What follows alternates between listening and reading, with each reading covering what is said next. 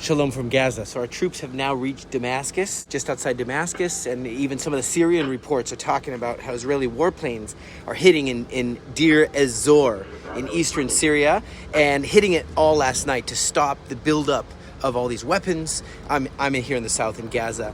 And so according to different sources, we see that IDF is seeing good signs of interaction with the rebels. Like they're actually giving us some of the weapons from the Assad regime.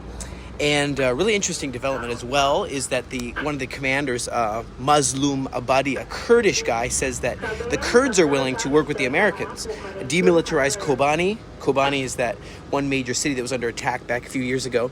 Transfer the city to the Americans, which are our allies. You know, it's a desperate move, it feels like, by the Kurds to really make sure that the Turkish soldiers and the rebels don't take over the city. And so it really is amazing to see how the Syrian rebels don't seem to want hostility with Israel right now. And but you see how evil Bashar al-Assad was, and his dad Hafez al-Assad. All the torture, the mass graves. What is that? 100,000 bodies, and that's a low estimate, was found in a mass grave in Al-Quyatafa, 25 miles north of Damascus or so.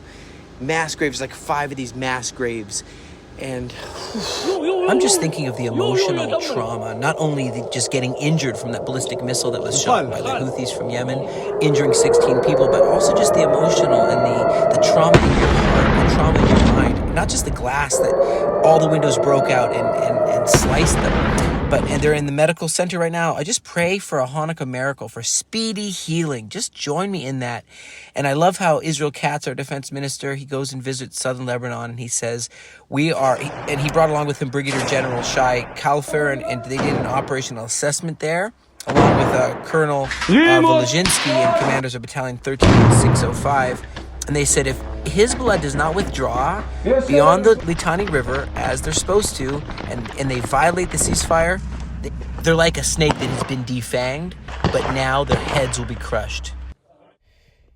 Hanukkah is just around the corner, and it's all about light versus darkness. Light casting out darkness, not coexisting with it. And I think whether we're on the front lines or whether we're in the Aliyah Return Center, we want to celebrate this special time with you.